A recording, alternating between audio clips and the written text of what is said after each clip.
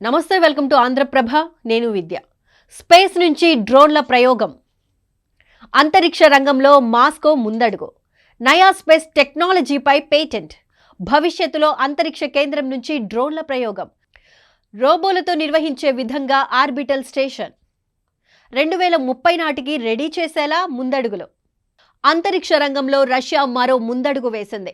రానున్న రోజుల్లో అంతరిక్ష కేంద్రం నుంచి డ్రోన్లను, స్పేస్ క్రాఫ్ట్లను ప్రయోగించే సరికొత్త టెక్నాలజీపై పేటెంట్ పొందింది.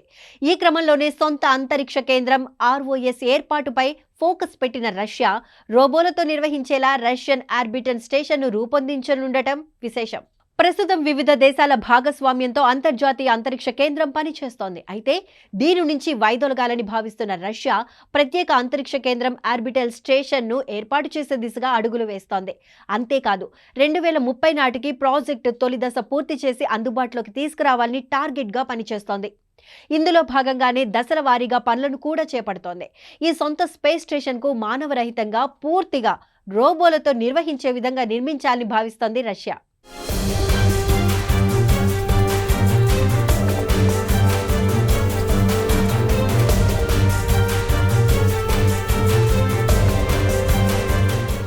రష్యా ఆర్బిటల్ స్టేషన్కు సంబంధించిన పనులు శరవేగంగా కొనసాగుతుండగా భూధృవాల వద్ద అంతరిక్షంలో ఈ కేంద్రాన్ని ఏర్పాటు చేయనుంది. 2027-2033లోగా దీన్ని పూర్తి స్థాయిలో రెడీ చేయాలని చూస్తోంది.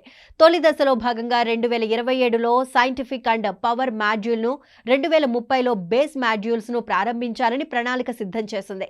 కాగా ఈ దశలో స్పేస్ స్టేషన్ స్థూల రూపం తయారు కానుంది. ఇక రెండో దశలో 2 టార్గెట్ మాడ్యూల్స్ను డాకింగ్ చేసే పనిని 2031-2033లోగా పూర్తి చేయాలని భావిస్తోంది. అంతరిక్ష ప్రయోగ కేంద్రం పరిభ్రమిస్తుండగానే డ్రోన్లు, చిన్నపాటి స్పేస్ క్రాఫ్ట్లను ఆటోమేటిక్గా ప్రయోగించే నయా టెక్నాలజీని రూపొందించింది రష్యా. ఇక తాజాగా దీనికి సంబంధించిన పేటెంట్ను పొందింది. ఈ క్రమంలోనే ROS రెడీ అయిన తరువాత అక్కడి నుంచే టెక్నాలజీ పనితీరును ప్రయోగాత్మకంగా పరిశీలించనుంది. ఈ విషయాన్ని Russia deputy prime minister Denis Manturov అధ్యక్షుడు పుతిన్కు వివరించారని సమాచారం. ఖగోళ రహస్యాలను తెలుసుకోవడంతో పాటు అన్వేషణ రంగంలో పలు మార్పులకు శ్రీకారం చుట్టబోతున్నట్లు తెలిపారు.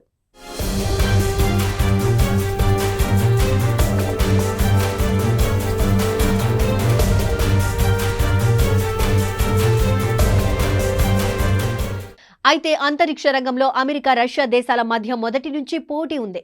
అమెరికా ఇటీవల అంతరిక్షం నుంచి ప్రయోగించే మిసైల్స్, బాంబుల నుంచి రక్షణను కల్పించే గోల్డెన్ డోమ్ ప్రాజెక్టును ప్రకటించింది.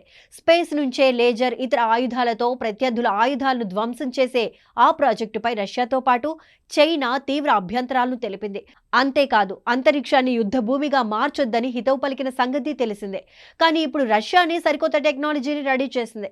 ఇది ప్రయోగాల కోసం, ఖగోళ రహస్యాల అన్వేషణ కోసమని చెబుతున్నప్పటికీ అక్కడితో ఆగుతుందని భావించలేం. ఈ నేపథ్యంలో రష్యా సొంత స్పేస్ సెంటర్ ఏర్పాటుపై అగ్రరాజ్యం ఏ విధంగా స్పందిస్తుందో వేచి చూడాలి. రష్యా రూపొందించిన టెక్నాలజీతో అంతరిక్ష కేంద్రం ఏర్పాటయ్యాక ప్రయోగాత్మకంగా పరిశీలిస్తుంది. తర్వాత చంద్రుడిపై రీసెర్చ్కు ఆ టెక్నాలజీ సాయంతో స్పేస్ క్రాఫ్ట్లను ప్రయోగించాలని భావిస్తోంది. మొత్తంగా స్పేస్ సెంటర్ నుంచి డ్రోన్లు, స్పేస్ క్రాఫ్ట్లను ప్రయోగించే తొలి దేశంగా రష్యా చరిత్ర సృష్టించనుంది.